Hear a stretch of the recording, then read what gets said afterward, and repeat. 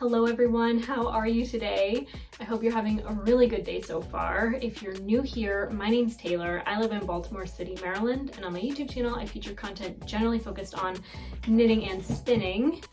In this week's episode of what I call the Thread to Mend podcast, I'm going to share with you the project I'm working on in real time. That means week after week after week, and some of the tips and tricks I've been utilizing in knitting the sleeves to make it fun and interesting. Let me start with giving you a little bit of a close-up of the sleeve.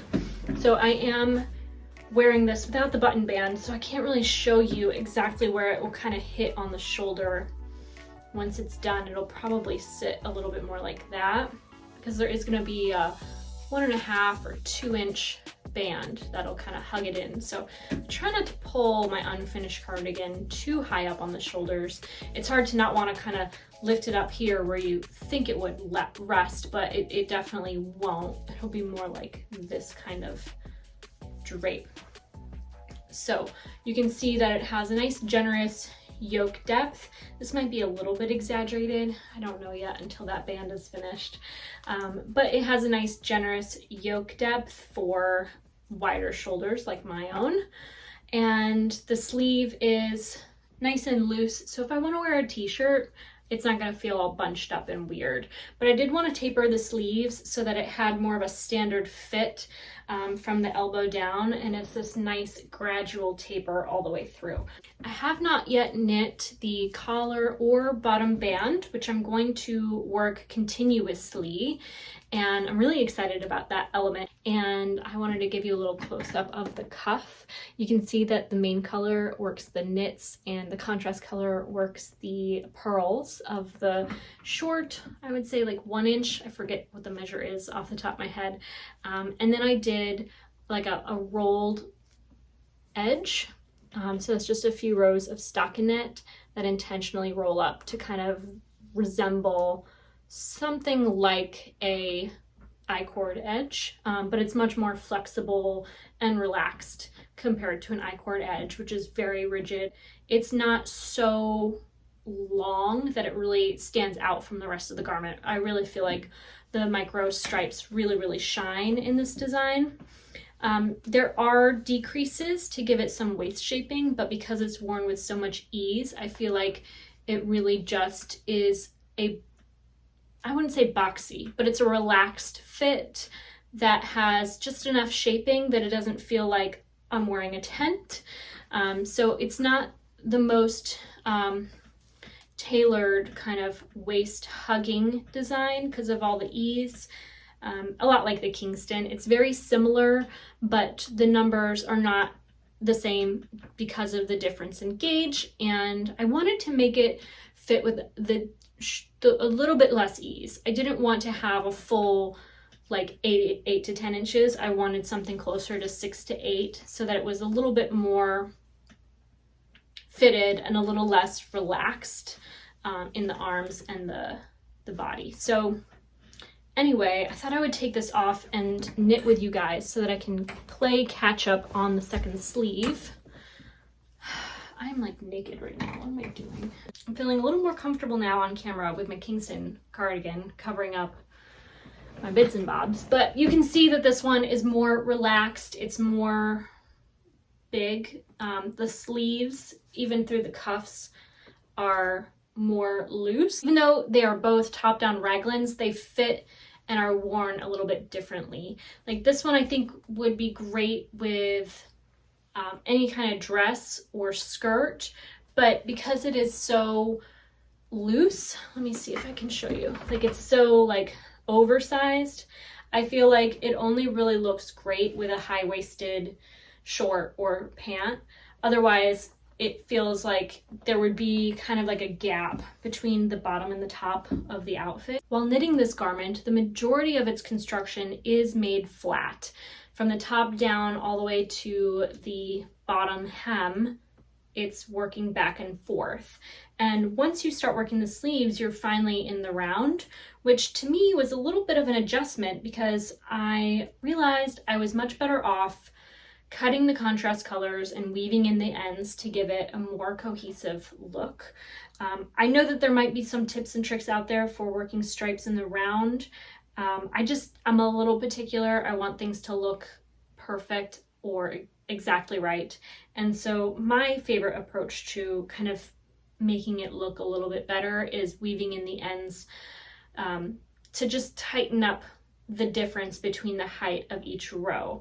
Because when you're working a round, it's not flat. It ends a little bit higher than it starts because it's kind of more of a spiral.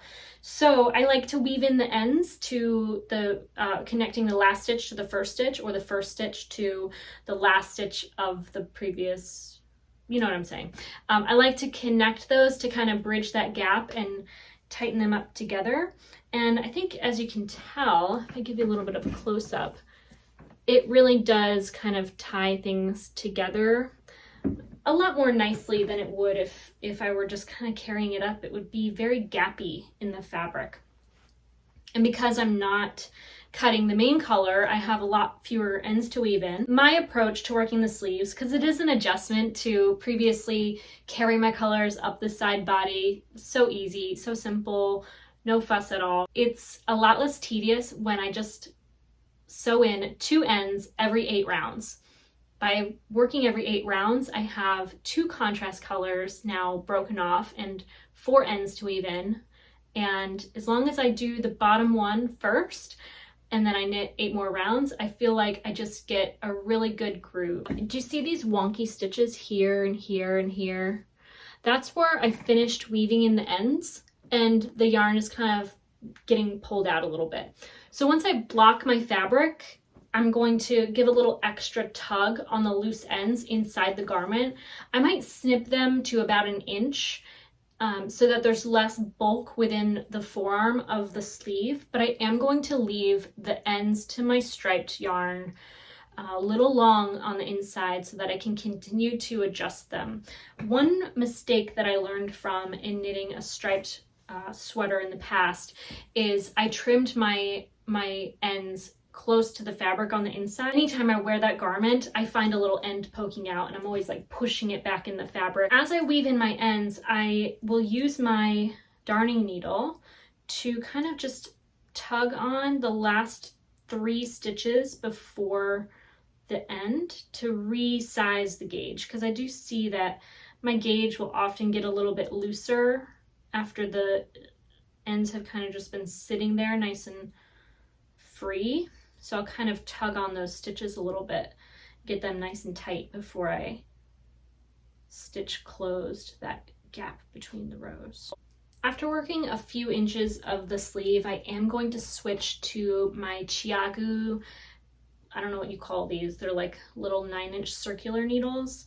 I do enjoy working on these with smaller circumference knitting, and I did go up a size in needle because I do tend to knit a little bit tighter on these small circumference needles than I do while working magic loop. And I noticed in the first sleeve that it was very unnoticeable where I made that switch, so I felt like it was working out well for me that way. I've drafted this pattern and I have all of my numbers in place for 12 sizes. All that's left to do is execute the collar and bottom band combo and get those instructions written into the pattern, but otherwise I have all 12 sizes written out for this to go into testing. It is designed to be worn with 6 to 10 inches of positive ease, so the finished measurements of all 12 sizes range from 37 inches to 68.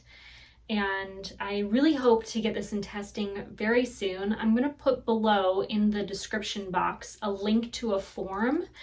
If you're interested in testing this pattern, do please fill that out. I am looking for testers now. Once I have it photographed, I will be able to finalize the pattern and have it in testing soon. So if you're interested in signing up to test knit this, please fill out the form. I would be so grateful to you if you were willing and able to assist in getting this pattern out into the world. I did want to show you all a little bit about how I grade my patterns and calculate all of my numbers. So this is just going to be a general overview of what my spreadsheet looks like, just to show you a little bit about my process. I have a bunch of things going on, but really what I'm most proud of, I think, are the proofs that I've implemented to make sure that all of my numbers add up. I have all of my repeat instructions and totals here. First, I start out with casting on the total number of stitches right along here. And this is going to map out the total number of stitches for every row across the yoke. So as it's worked in one piece, we have every single stitch accounted for in each column for each size. And as the increases are worked differently, it's recorded in different colors. So if we're doing a certain increase alternating, it's going to alternate here. And then as we repeat increase round 3, it'll be in yellow. And then as we introduce other variations of increase rounds, they will be documented in different colors as well. So you can see that the yoke is worked differently to ultimately accommodate specific yoke depth. So all of these portions here that you see resemble one another, those are all within the yoke. So this is the back within the yoke, the front within the yoke, and the sleeve within the yoke. And then that gives me the final numbers confirmed for the total stitches of the sleeves.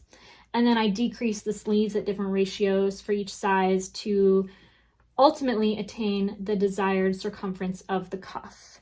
So by using different colors, it just helps me visualize it better. Each single individual row or round is documented within the sleeve section, but I do have it for every 2 rows of the body. And then what I can do is implement a formula to ultimately add every single stitch together for each size and know how many stitches a single garment contains. And then I can use my swatch to measure how much yarn did I use for my swatch and how much yarn would I need to use to stitch every stitch of each size. So these little proofs here with every single number accounted for are how I determine ultimately the estimated yardage.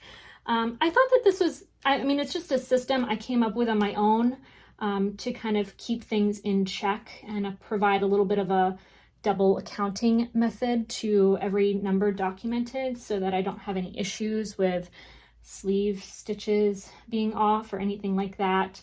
Everything is matching. I have a lot of confidence in my math. And I thought that that might reassure you in case you're wondering, how does she do it? Once again, there's a link below to sign up if you're interested in testing. And I also created a forum if you want to submit any questions you would like answered in my podcast. Of course, I am deeply inspired by Andrea Mowry and her weekly podcast. I love listening to her answer questions all the time. And I thought if you had any questions for me, whether they are specific to knitting or myself, I'd be happy to listen to what those questions might be and answer some of those on my channel here. So feel free to submit a question if you'd like, and I'll address those in future videos. I have been keeping up with roller skating a lot lately. I try to skate as much as I can after work. My goal is usually to skate either 5 laps, which is about, like 7 or 8 miles, or for 30 minutes, which is usually like 3 or 4 laps. So that has been a lot of fun. I did fall recently and scraped up my knee. I broke my phone. Thank goodness I bought the protection plan. Otherwise, I would have been very sad if I had to pay full price to replace my phone. But whatever. It was fine. It was just stressful to have to, deal with the consequences of that. But I was skating the lake the other day and I saw this kid on one of those pull-up bars, and he swung himself to stand on top of this bar like 10 feet in the air, and I'm quite afraid of heights like that. And when I saw him starting to fall, I immediately fell. Like, watching him fall made me fall. It was terrifying. I was so scared to fall again, but there was some instinct in me that learned how not to fall, because I didn't scrape anything up, not even my phone. And so I was just so relieved to have fallen on my skates for the second time, I would say within a month, and experience almost no negative consequences of it. Of course, I was, I just picked myself up as fast as I could and kept going, but it's always a little embarrassing when you fall down in public, whether you're skating or not.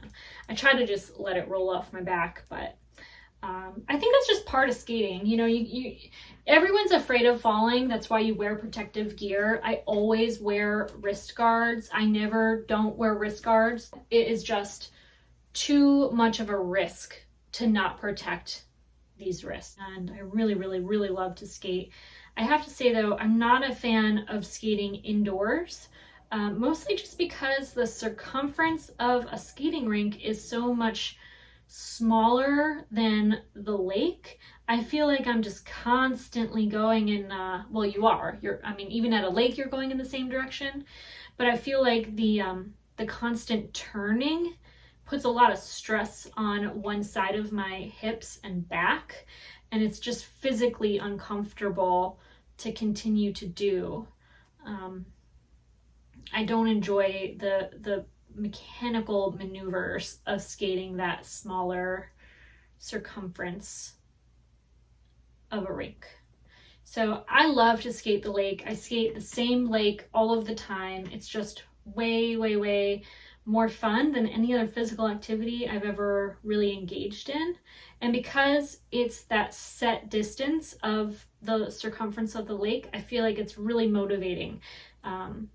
You know, it's not as if I have to make up my own route or determine my location. I just show up, it's consistent, it's reliable.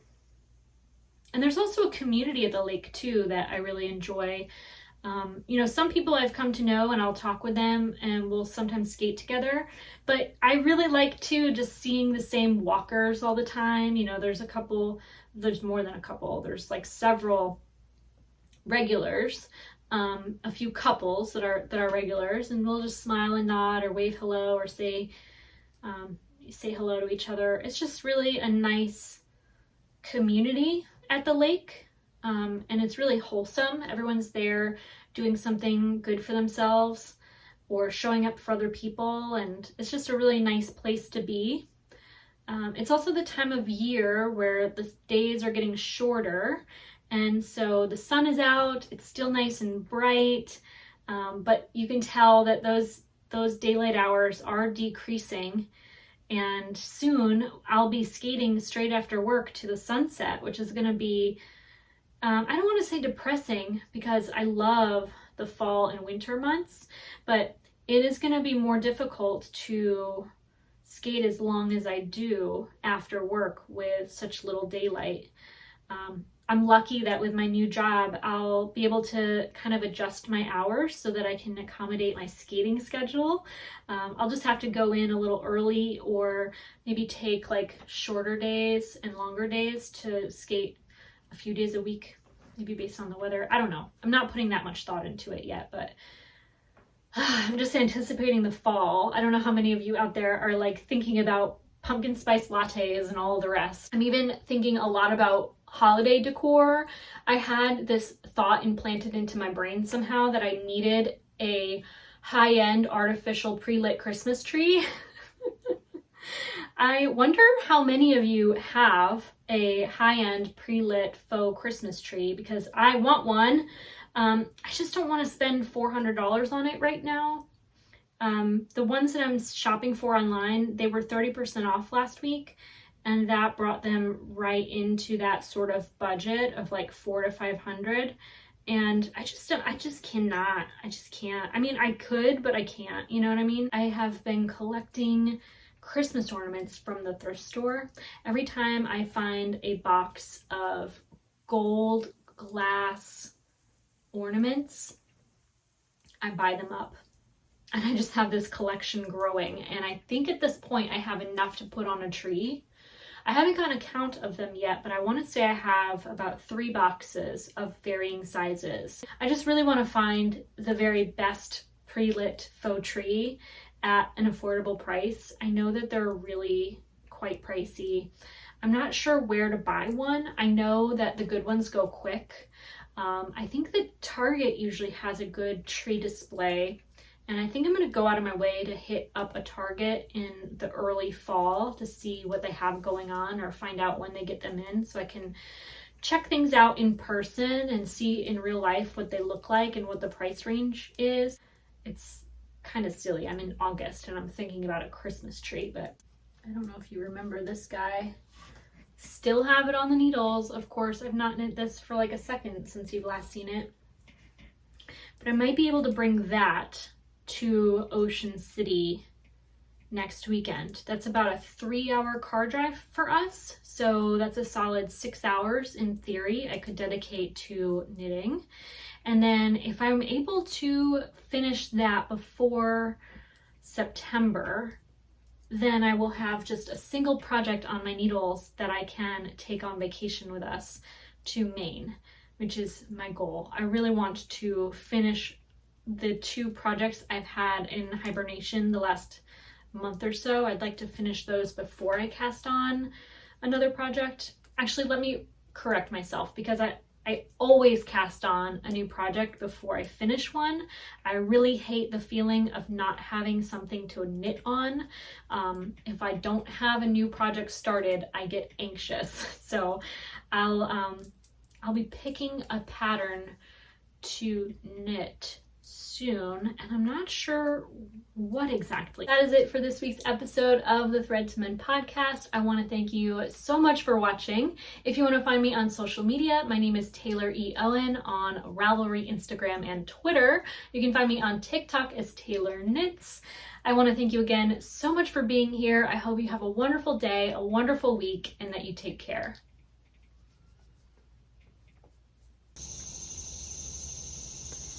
I feel that I owe all of you a garden update for the late summer. It is wild and free out here, and it is just a little overwhelming, but we're going to go through it one thing at a time. I will say we had a learning lesson with the peaches, but we made a very generous offering to our local neighborhood squirrels who took all but 2 of our peaches. You live and you learn. I hesitate to want to put a net over it next year. I kind of feel like I didn't know I was planting a tree for my neighborhood squirrels, but I don't know what to do. I would hate for one of them to get stuck in it and suffer some horrible fate. But tell me if you know what I should do, or if you have any suggestions for me. I know that you can probably not see the peach tree among the leaning sunflower and the squash growing into it. I should probably stake this just so that it doesn't commit any harm to the growth pattern of that tree there. And I'm going to move that squash out of that way.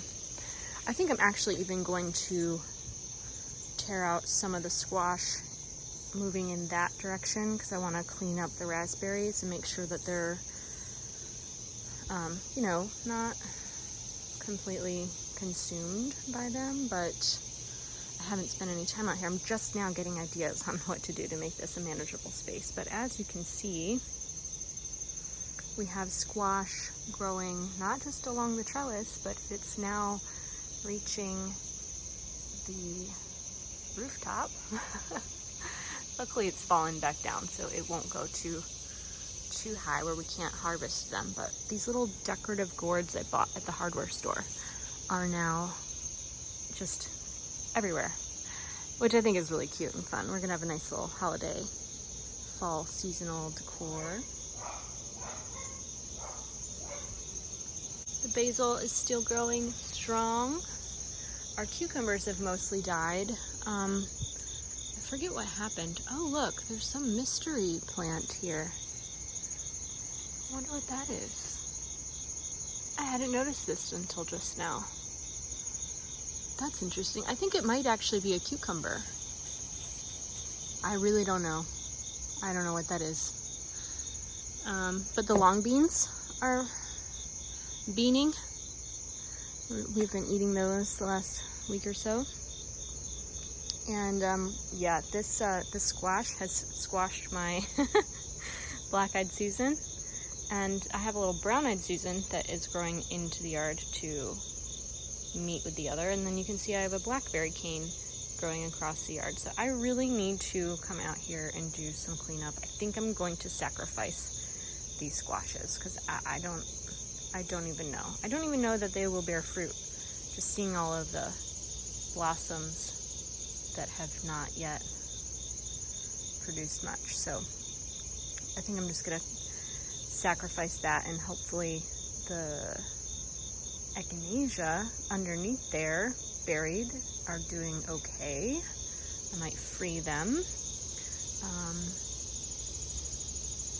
Right. The compost is doing well. It's probably ready to flip soon, so I need to find a staging area for some compost before I'm ready to spread it.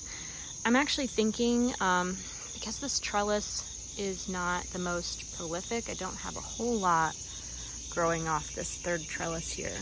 It's directly in the shade of this large branch, which I love. I love having shade cover in our yard, but it doesn't do a lot. And with the exception of this gorgeous horseradish plant, which I can never get rid of, it doesn't have a lot growing over here. Let's see if I can do. Yeah, and the cucumbers have died. I don't know what happened. It might be some type of bacteria in the soil. Everything just kind of crapped out. We did eat a ton of cucumbers for a few weeks, and then all of a sudden it was just over. But I have a lot of cleaning up to do in the perennial shade garden. Some things just completely died on me. Not sure why. That's sort of how it goes. This gorgeous bleeding heart nearly died. Only half of it, kind of, something happened one day. But it's like growing only over top of this one Solomon seal. And the other Solomon seal did die as well. This died the other day. So all I really have growing over here are the painted Japanese ferns and heuchera. And I'm going to move the ferns to the back corner by the compost, because that is where it's very deep shade. And I think that the Japanese painted fern I had planted over here was really suffering during the months where we had some direct sun in the day before the squash took over the trellis and then bounced over the fence. So this is a nice full bleeding heart, and I think what I'm going to do is relocate some of the Solomon seal and kind of put those together in a little patch. I'm gonna keep the bright green hostas where they are, because I do still have 4 of them, and they kind of flank the edges of the trellises. And I really love hellebores. I hope that these do well here, right in the front. But I think I'm going to replace some of the lighter heucheras between the limey plants with some really dark, beautiful ones. That big black spot, that is a fungus fruit. I know, because I've checked it out before. I was like, what in the world? But it's right where a tree stump was. And this foamy bells has nearly died. I think if I maybe just put it in another spot, it might do well. I'm not sure. They might need more sun than the heuchera. I really don't know for sure. I have never planted foamy bells before. But I do have one in the front yard that's doing well. And I think I would like to get a hoe that is long enough for me to reach the ground, or some type of tool, so I can kind of tear out some of the weeds growing behind the fence, just to make it a little bit more of a clean look. So I have a lot of tearing out to do, which I'm excited for. I probably could wait on that, but I really never want to. And you can see I have a little bit of a hosta garden back here that I'm going to keep in place as it is, but I might move some more I have tucked in that back corner out over here. And then I'm also thinking about tying this fig tree that's growing into the yard. Instead of just cutting it, I'm going to actually cut back this branch of the forsythia, and then I'm going to zip tie that branch to the other so that it kind of grows more upright. Yeah, everything is just chaos back here. It's kind of a nice balance to me in my orderly ways. I like to keep things tidy, but as you can tell, there's some areas where I just let things go. and that's the stage we're at right now. It's gonna be a lot of fun, I think, to clean it up, especially the raspberry patch. I love sorting that out every fall and getting things kind of cleaned up. The most favorite plant of this summer has been this random begonia. I asked Brian when he went to the hardware store if he would bring me home a plant, and he did, and it was this one. And I've liked it. I was like, oh, that's cute, but I have loved it this summer. It's just always had flowers on it constantly. I wish I had a whole little row of these somewhere. And I wonder if I should move it out of the pot and put it in the ground over winter. I don't want to bring it in over winter unless I really have to, but I wonder if I put it in the ground, if it'll survive better than in the container. Or do you think it would survive in the container just fine? I would really love to know if you have experience growing these. I have 2 other begonias too that I took from inside out because they were pretty much dead, and I was like, if they don't live outside, they're not gonna live anywhere. So I threw them out here, and they've put on new growth. So I'm gonna put those in the ground too after I do my little cleanup, and then I'm gonna prepare a little stage for flipping my compost bin to then spread in the fall, and that's the plan.